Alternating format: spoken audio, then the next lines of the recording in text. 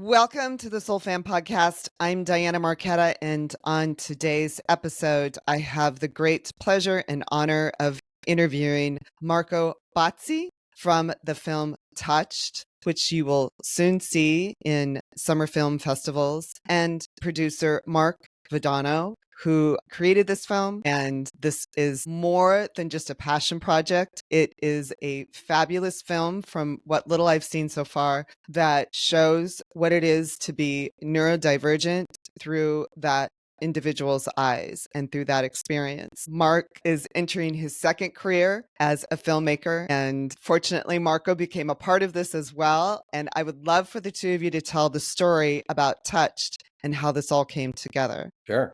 Well, I'll let Marco tell the story of Touched, but this relationship began about 4 years ago. Marco and I worked on our first film together. It was actually his film that I acted in. And so that's how our relationship started. And I had written this story and asked Marco if he would get involved with doing this project with me. And he, after some time helping to rewrite to write the script and do some edits together, he agreed. And so now we're working on this. And Marco, do you want to tell the story of Touched? Well, maybe you start with the characters and everything, and then I jump in since it started from you. Okay. So the story of Touched is really about the transformation of a grandfather and his granddaughter, and the transformation that his granddaughter makes in his life. He's been estranged from her for over 7 years. Her name is Angel, and Angel she does have special needs. She's neurodivergent, and unfortunately, her mother dies. I play the grandfather, so my daughter dies and her mother dies, and I'm the last in line to come take care of her. And so I have been estranged for 7 years. I have not seen her for that amount of time, for over that amount of time. And so I haven't grown up with her. And at the same time, so we're trying to develop our relationship. And at the same time, her behavioral therapist is trying to take emergency custody of Angel. I see. So we have that pressure and dynamic going on while Angel and I are trying to develop a relationship. And quite honestly, my name's Martin as the character in the film. Martin he's really low on social skills. He's a boomer, On advanced social skills, we might say. Yeah, on advanced, yes. He just doesn't get it, right? And it's somewhat what we might experience on a day-to-day basis. If we're going out shopping and we see a kid having a meltdown, we might react to that and go, why can't you take control of your kid? Right. Shut it up. Get some discipline in. That's the way Martin kind of walks into this whole relationship, is like, hey, you know what? Deal with it. And it's that transformation that happens throughout the film. While we have this kind of pressure from Leah, the behavioral therapist, to take her away from me. Did I miss anything, Marco? No, it sounds great. So what I noticed, especially just in watching some of the clips from the film, Marco, is that you really brought out the characters, and you're very subtle in some of your direction, but it's very powerful in how these characters come to life. And I am immediately touched by Angel, even in just seeing a clip of it. Well, thank you. I'm glad to hear that, because I think that was the main goal for me, my intention to tell the story in a visceral way. So I wanted to kind of like feel it rather than talk about it. And that was like the most important thing throughout the whole film. So you will never have like characters talking about about her, Angel, what she sees, but we want to see it. So it's like it literally would jump into her perspective.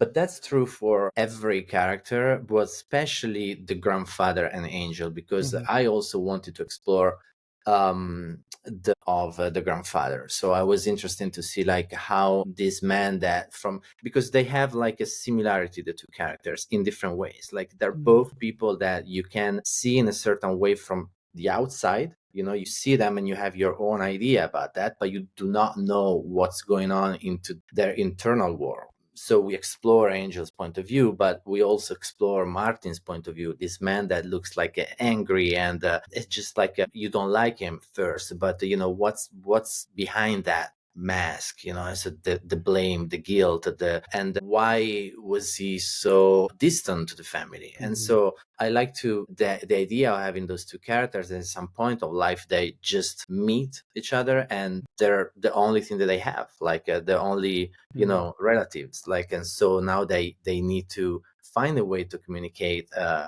And I just thought, like, I wanted to find a way to feel that process rather than talk about it. Yeah. Was that part of the writing that the two of you created as well? And even just the shots. I mean, I saw a lot of vulnerability with Martin that you might not see in a character like that. Yes, yeah, we definitely, that was like a big part of the rewriting, like giving these layers to the characters and to depth, and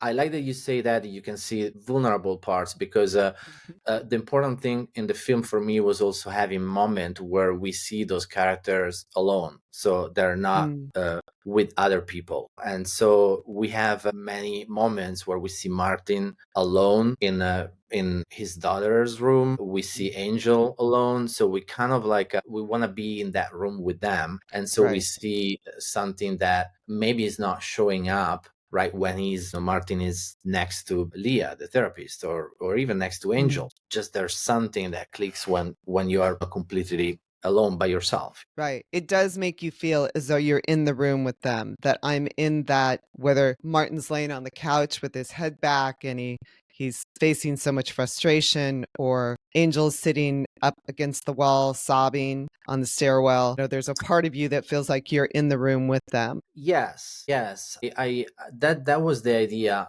And I think there are like a couple of things in the film that so definitely it was important for me to tell the story from the point of view of the character. And when I say that, I think there are like a couple of different layers. When I say point of view, I mean literally point of view, so actually being, but also perspective, which is different. So it's like, so in those cases, we are maybe in the room with the characters, so we are kind of leaving the perspective, but then we literally like go inside and we see what they see, and whether if it's like and we play with that, like sometimes it's uncomfortable, sometimes it's more comfortable, but in the case of Martin, we see the dreams that is living. So, and I thought that was like a very interesting thing to explore, having the point of view of Angel, what she sees and what how her mind works, and the things that she imagines, as opposed to Martin's dreams. So it's like he sees those uncomfortable stuff in a surreal world, like dreaming, but she is alive, she's awake, and she has the same uncomfortable. So it's kind of like having that link to understand, like yeah, you might see this person like detached from outside, from your perspective, but inside, all those things are happening, and they're uncomfortable. And so having the link between those two characters, that they're kind of living similar things, but one in an awake life, and the other one like more dreaming. It's really interesting perspectives. Is that, when you wrote this, Mark, was that part of the goal? And I really want to talk about how you don't talk about things in the script. It's not blatantly obvious. Well, it is blatantly obvious when you really watch the film, but it's not necessarily a forced thing to understand this is a story about an estranged grandfather and granddaughter who is neurodivergent. So, and we talk a lot about neurodivergence here on the podcast, whether it's ADHD or autism or whatever it might be, whatever, even traumas and addictions, whatever you're facing. So why was that approach important to you? Or was that just sort of something you felt, or it happened naturally when you were writing the script? Well, the story in the first script honestly was very Hallmark. It was flat. I mean, and you just heard Marco give a very beautiful description of how, I love hearing him talk about it, right? The way he he wants to convey the story, and it's very visual, and you can hear, kind of see it in your own head. And Marco brought the brilliance to the script. I mean, you can see why I was like, I want you to work on this. Because it was, the script was flat. It was very hallmarky. Marco helped write the layers of each character, kind of that kind of giving me each a backstory, and whether we show it or not explicitly in the film. He figured out what elements would be right to bring in and what was just a backstory. But basically, he added all the onion, to the script. He gave us a lot of different layers. So it wasn't the original intention at all. It was the original intention was to tell a very beautiful story about a transformation between the grandfather or his granddaughter being able to transform his life and kind of give him a second chance in life that he didn't have with his daughter. So that was the original intent of the story, but Marco gave it, now when you sit down, you want to watch it, right? You're not there just to experience this beautiful story. You're actually now engaged in the story. Exactly. That's what Marco brought to that, to the whole script writing and the storytelling. That's so interesting because you really do experience it. Angel, do you know how much I love you? How can you tell if somebody loves you? We commit her body to the ground, earth to earth, ashes to ashes, Something happened, but it's not her fault. dust to dust. I haven't been around the past few years, and I'm not proud of that. But I am here now, and I want to take care of my granddaughter. Angel is a teenage girl with special needs. What? I said you could come over here for dinner. I didn't say you could help me raise my family.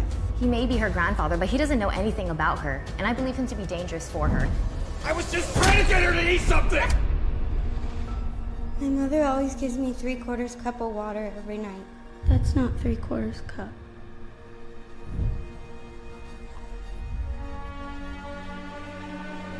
I don't know what happened between you and your family, but whatever feelings come your way, you're gonna have to face them right now.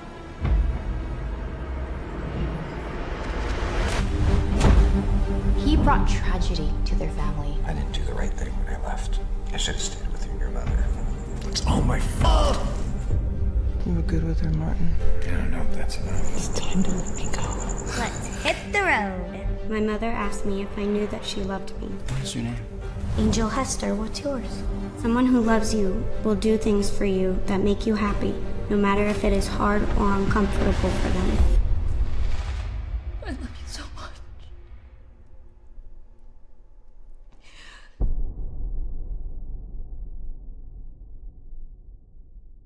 You immediately become part of it. So you start experiencing it as you're watching it. So how long did you two work this out script-wise? I'm like, okay, no problem. I just want to act.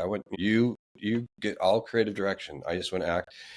And so then we started going through the pre-production stuff, right? Like, okay, so we're going to need this and we're going to need this. And it's going to be you get a rough budget. I think you just wanted to make sure I had enough money to make sure we got this thing done. But anyway, we get through that, right? And for about a month and a half. So Marco takes the script, he starts writing in these different elements, and we talk through them, make some adjustments, and we're going back and forth that way for about a month and a half. And I get together, he's like, yeah, I think we just need one more kind of, day to just really make sure that this is all meshing. And so I said, okay, well, I'll come down to you and we'll spend a day. And so I drive down to 29 Palms, which is where Marco's at. And he's got a migraine all day long, but we're plowing through this for like 10 hours. And he goes, okay, I think I'm good with this now. I think, yeah, I can do this. And I said, Marco, wait a minute. We've been working on this for almost 2 months. You're just now committing? He said, well, I told you I needed to make it a mine. And then I feel good now. I'm like, oh my gosh. Okay. I thought we were all in. What if he had said, no, I'm not really into this at this point. Thanks, but no. Yeah, I don't know what would have happened after that, honestly. I'm not sure. As far as I was concerned, after that day that we met at the cabin doing the budget, we were going forward on this thing. So, but to Marco's point, his thing is, look, I know me, and I'm not just going to be filming this thing and then walking away. I'm going to be all in, which he has. I mean, he edited the whole thing himself, which was a huge bonus because job. now our director is going to be editing it. So he kind of sees it in his head or is editing it in his head as we're shooting. So we're getting just what we need, or what he feels like we need, which helps cut down on the production time and we needed that because we had some challenges in this thing. But, that's kind of how the story happened after a couple months of going back and forth. And then you start dialing in all the rest of the stuff, right? Marco put together a schedule. We started talking about, casting and who we're going to hire on, from a team standpoint. So from May to then the first shot day was the beginning of September. That's the time it took us to kind of write the script, get the production stuff going, pre-production stuff going, and get into production.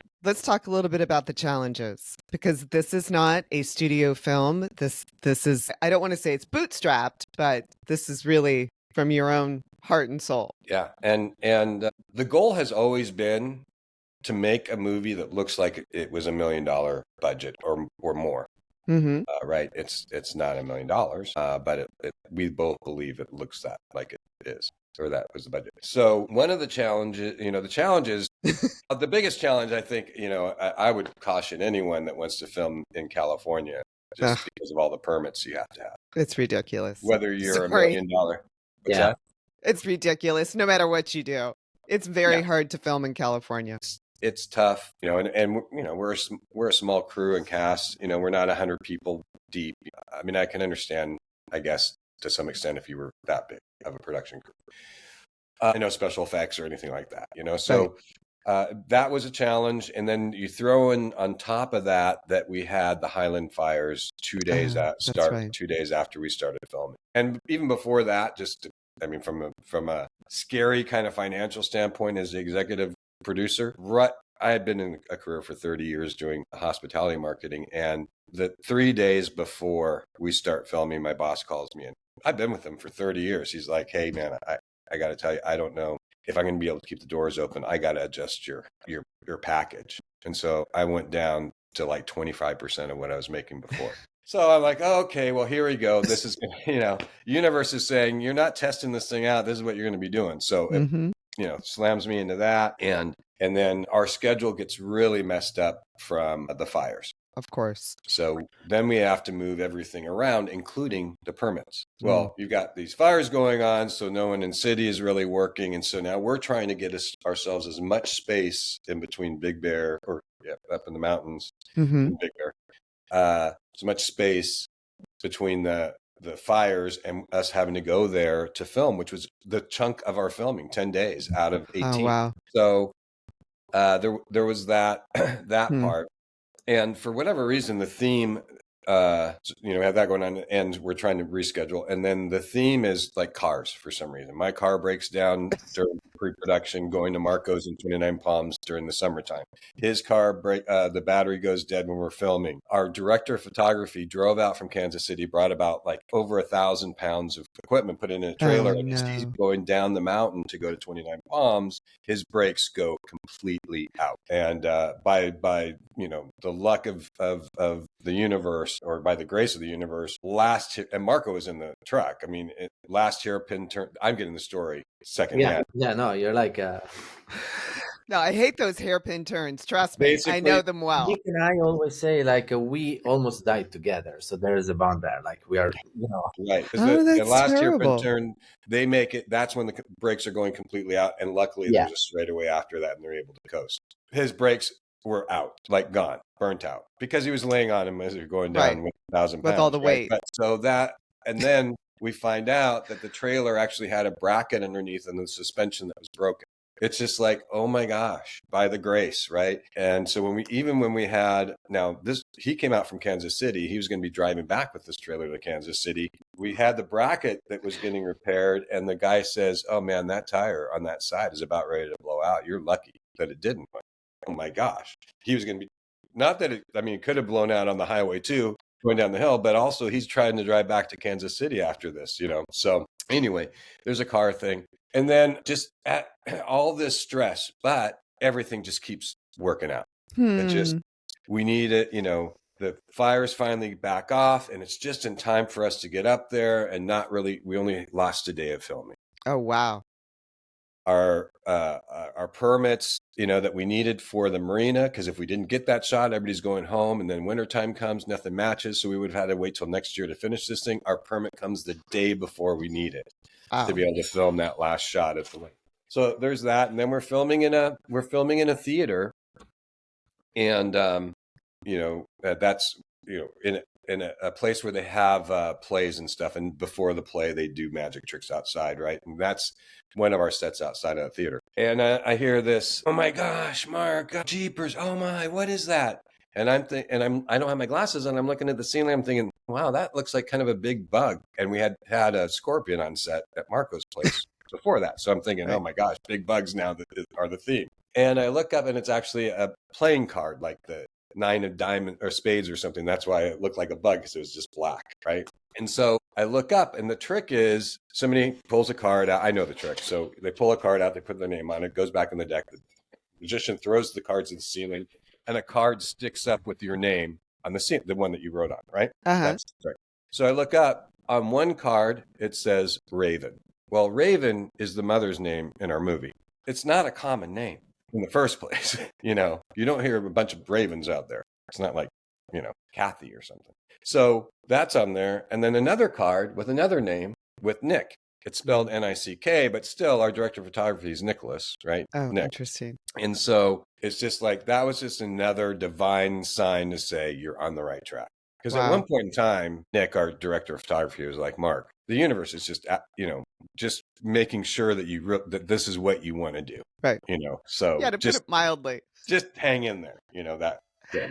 There were some challenges, and we're now at the end of those challenges. Well, hopefully, yes. And you did do this in 18 days, which is a short time to achieve a feature film. Yeah, also, if you consider there's a lot of traveling involved, it's not only one location. So we shot in mostly, the story is set in never say in the film, we never mention the name of the city or the place or right.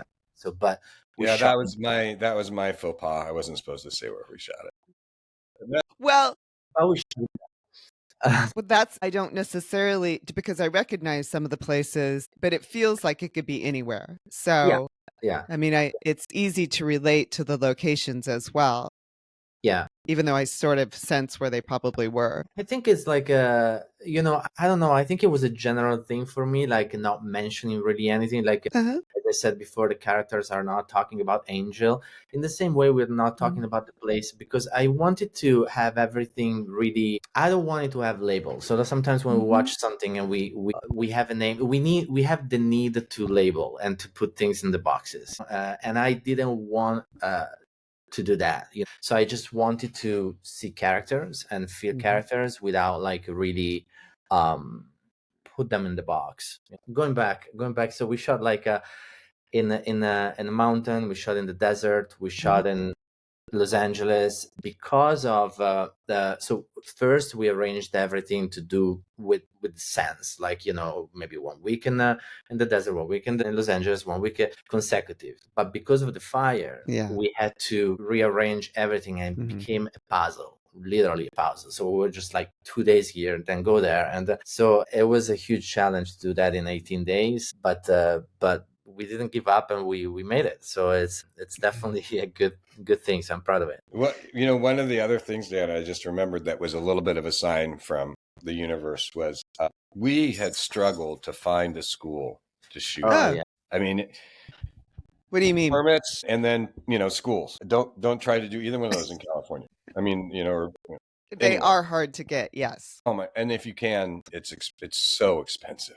I'm like, don't I already pay for this in my taxes? I don't. Okay, $4,500 for a day, kind of a thing. Wow. Yeah, because you got to have security and this and that. Blah, blah. Right. Anyway, so we found a church that had a school. Oh. The pastor was fantastic, and there was an old sign there that had like, here's where this AA's, Alcoholic Anonymous meeting is over there in this building. There's this service over here in this building. So it's like 8 listings. And one of the things that was on the sign was autism awareness or something like that, a class 111. So and a little bit of an angel sign there. Yes. And so I was like, oh, Pastor, this is what a coincidence. One of our characters is neurodivergent. He said, yeah, we haven't had that for about a year. We just haven't taken it down for some reason. So just I'm like, okay, another sign that we're on the right track. The school that we finally found, and what are the odds of this? So kind of that's amazing. Beautiful. I want to talk about Angel and how did you find, filming with, I assume she's under the age of 18. So filming with children is not easy, not because they're children, but there's certain laws that, you have to respect and follow when you're engaged in filming. She does a very powerful performance. So I'm curious to know, one, how you guys sort of handled working with someone under the age of 18, following that within the context of getting the filming done from a logistical standpoint. And then how did you find her? She's an amazing actor. So we opened the cast to anybody. So it's just like we didn't work with agencies or something that already give us like, oh, you should do this, you should do that. So it's like anybody. So it's like You could anybody have could apply. Backstage and Actors Access and some of the other, open Right. casting. Yeah. And Cool. and again, we approached that without like expectations, or we just wanted to find the right fit and someone that was willing to commit to the film, the character, and push the boundaries. And so when we saw her audition, it was impressive. So we had a meeting, and then we decided to move forward on a technical level. So on a bureaucracy, it happens that she's not underage. Oh, I see. We Okay. didn't know. Excellent. But that, that's definitely because, as you mentioned, I also, my previous film, so working with kids, it's complicated because the rules and everything, you have to have like a studio teacher on set, or the parents, but we didn't have to go through that this time. So it just happened to be the perfect one for the role, and not under 18. So And I'm sorry, what's the actor's name again? Cassie Earl. Cassie Earl. Very cool. And did she have a lot of previous experience acting, or and how did Angel. But it's not her fault. not really. That's the other thing that for me, I mean, now I'm talking for myself usually. So if when we cast, I'm not really paying so much attention to the reels, or I don't care if someone doesn't have, many movies before, or worked with, in big production, big directors, as long as they are right for what we're looking for. That's good to me. And also, sure, we did auditions, but the most important thing for me is like having a conversation and see if we're on the same page. So to be honest, I don't even remember her reel, so I can't really answer that question, because Right. probably I didn't even watch it. Like, I just saw the tape, and then we talked, and we had a couple of meetings, and for me that was enough, and it was like, yeah, I think we're good, and that's the same for the other actors too. I mean, even happens as someone applied, for example, for a small role, just one day. And once I talked to them and I saw them, and I just moved them to the real lead role, Oh, wow. So it's really up to, for me, it's like the beautiful thing is like, it's a process. It's always like moving, so it's like you can have like your expectations, your idea, your need, but then when actually starts working on it, and you deal with people, and you have the dynamics, like you gotta be open to kind of shift and change your initial thoughts, and go with the flow. It's beautiful. One of the other fantastic castings that we ended up getting was Jesse, who is Angel's kind of romantic interest, Right. if you will, right? And he actually applied as a background. We just could not find the right person for Jesse, the right balance, the person that we liked. And yet he had a great look. So we're like, oh, you know what? Let's see if he wants to do it. He did a fantastic job. Yeah. And this is his first production that he's done. Super excited. And he just knocked it out of the park. That is so cool. I only saw a tiny bit of that relationship starting to unfold, and that's very enchanting. I'm curious. I'm super excited now. I want to know a little more about that relationship and how that unfolds in the movie. Yeah. There's a special moment with them. Yeah. We can't wait. That's all we can say. We have to watch the film. You have to watch the film. That's cool. Very cool. I mean, there's a tapestry that goes on in this film that's really magical and beautiful and engaging. Mark, was this what you thought it was going to be? Oh, it surpassed what I thought it was going to be. I mean, I tell Marco every At least I hope I tell him enough. Hopefully from the beginning, it is all him. I mean, I had the idea, but he's made it so that it's remarkable from all aspects. The storytelling, the way it's pieced together to tell that story from a visual standpoint that I couldn't see in my head, but he can see in his head. The way he worked with Nicholas James, our director of photography. And, they had hours and hundreds of hours of meetings without me on them, thank goodness, just talking through every single thing and trying to to plan so that we could have this fast launch, even from we know we're going to go into color and these are the colors that we want to try and achieve at the final. So we're going to do paint the rooms this color. I mean, just everything from start to finish, right? Wow.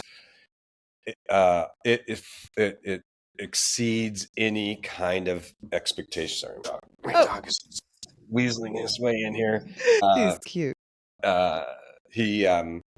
So far surpasses what I thought. What about you, Marco? Yeah, I'm really happy about the result because it was an intense process, and what that is why, going back of what Mark was mentioning before, when we had that moment of rewriting and I wasn't committed 100% yes, is because I would say, like, for me, if I do something, I know myself, I commit 100%, and it's not going to be like 2 weeks, 3 weeks, it's going to be 2 years of your life, so yeah, you want to feel it, and so I'm very proud about what we put together. And that was like also a combination of great people that we found on the way, because you can't do everything. I mean, that's the most important thing. So it's like we found people that were committed, that dedicated, and from the cast and the super small crew. Mark was mentioning the Nicholas James is a fantastic cinematographer that we kind of like developed this relationship way before the filming, because as Mark said, we talked a lot to try to have clear ideas of how to film on set, what we needed, the way we need it. And with that feeling, we were talking a lot, we were bouncing ideas, off. For example, it was, as I said, it was very, very important for me to tell the story from the perspective and point of view and explore that more than telling the story, exploring. When I say and so talking about that, like, it was Nick that bounced back with this idea about like, how about like using those specific lenses for her point of view, and I didn't know about those lenses. So he made, some tests and sent it over. So we talked, and as soon as I saw it, it's like, whoa, yeah, that's it, Nick. Because they have like this beautiful, like, hyper focus on details and the natural, like, out of focus that you can actually move. Is not just fixed and static. So the idea that was like done on camera, on set, and not in post-production, for me, that was beautiful, because I was always saying to Nick, so I want to do this like without fear. So it's like, let's take a risk. I like the fact of not being safe. Like, sometimes you shoot things in different ways, so if this doesn't work, you use the other one. So it's like, no, let's commit to one thing that's going to be the one. So we don't have like alternatives. So that's the way. And the whole process that we did, was finding a way to capture those things, but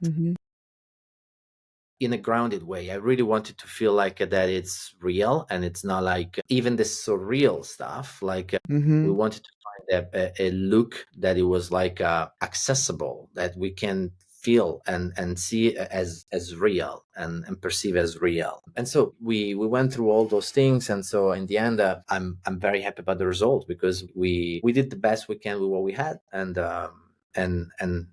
came out a lot. It's cool. That's I appreciate you bringing that up, because that's one of the enchanting parts of the film, is that I see it from her eyes. Yeah. I see it from her emotions.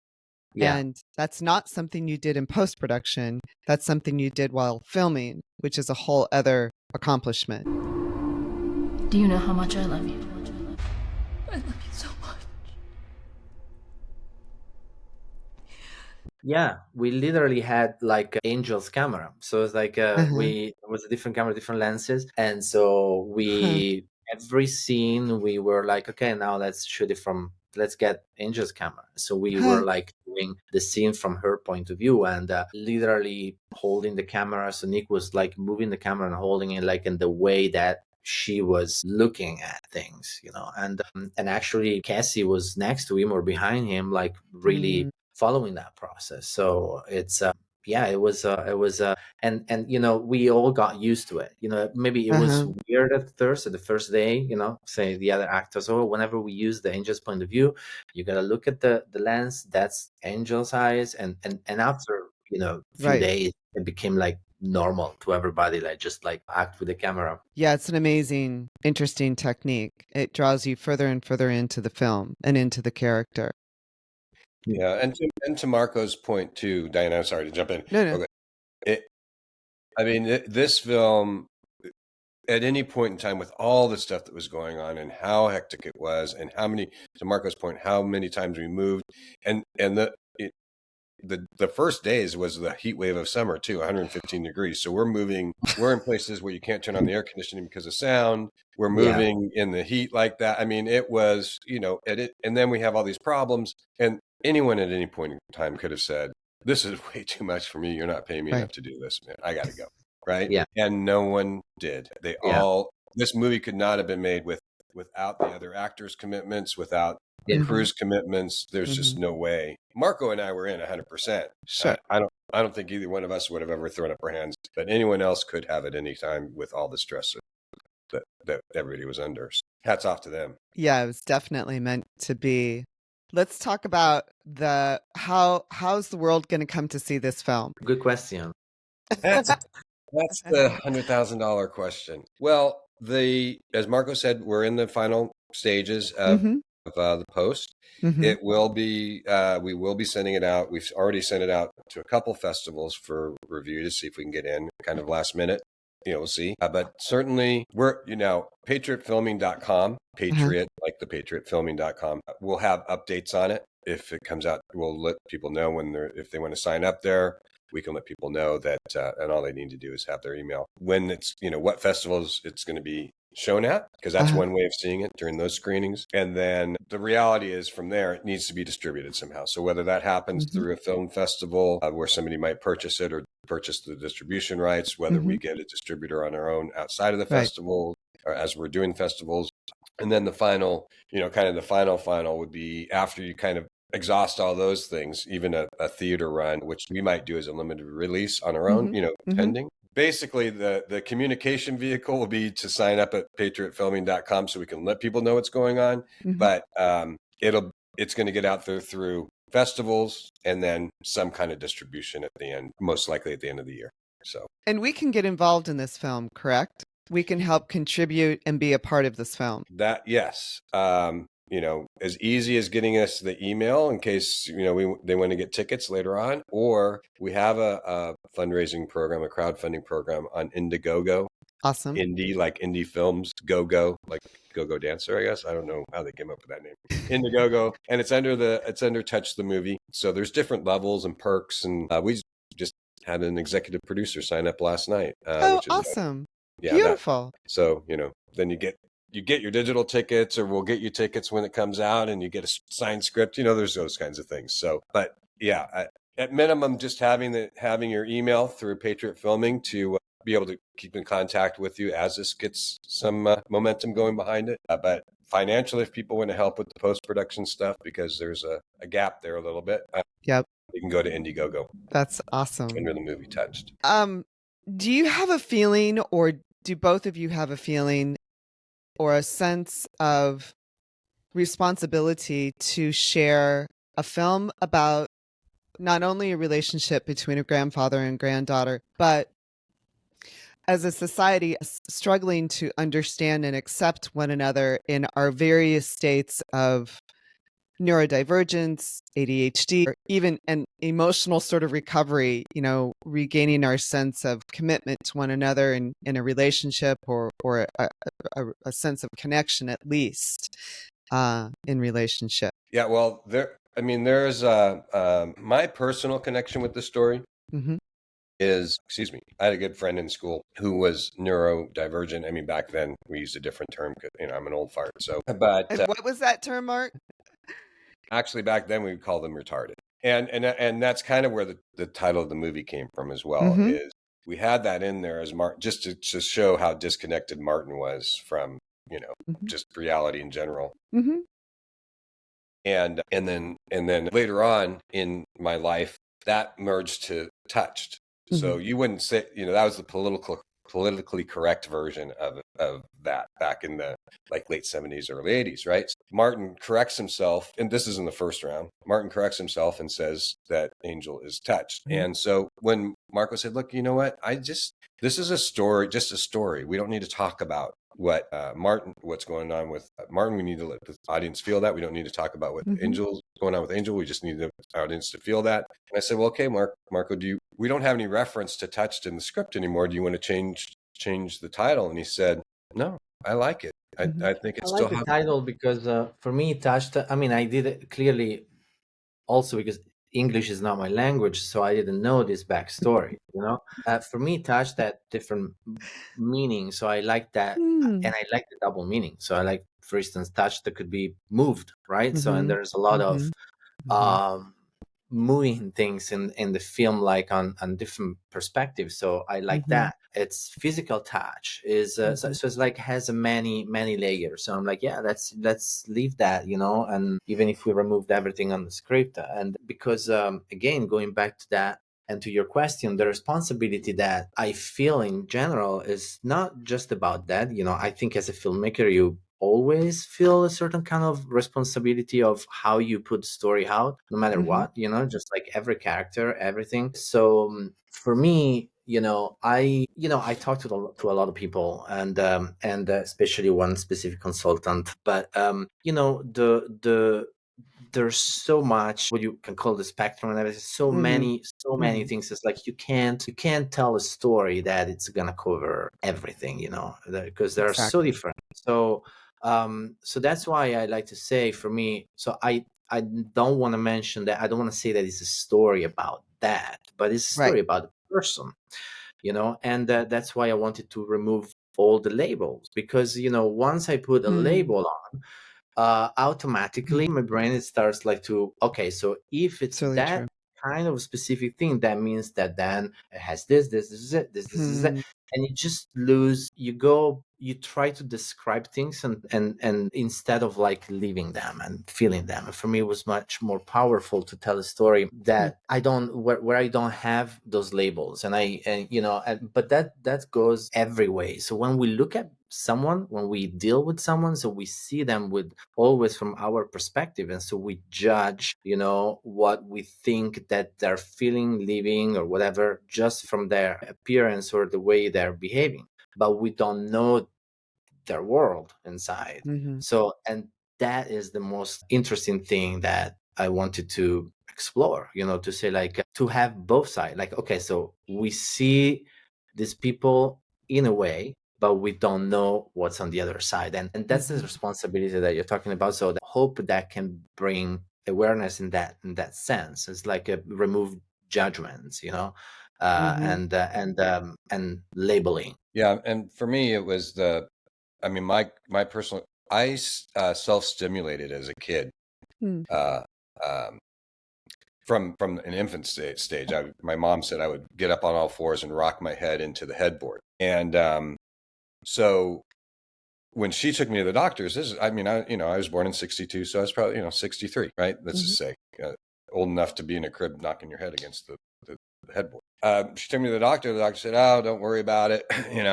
He'll grow out of it, which growing out of it for me meant I adapted as I got older, and instead of rocking my head against the headboard, I was rocking myself to sleep, or I was banging my head against the pillow, or banging my head against a seat or something, love being in a rocking chair, that kind of a thing.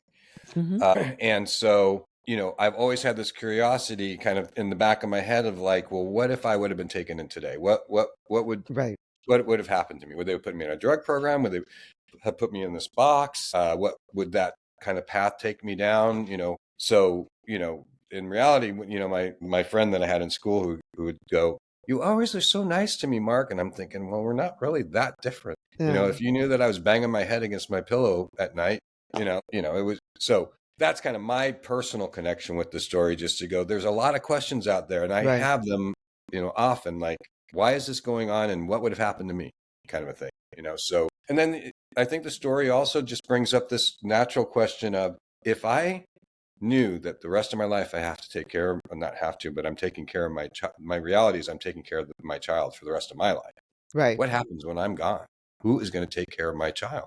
It doesn't matter how old they are, they're still your child. And the reality is you're going to most likely outlive them. What happens? And I think that that's, in a subtle way, you start thinking about that maybe at some point throughout this film, like, oh, yeah, what happens when that caretaker, the mom or dad, is gone? Hmm.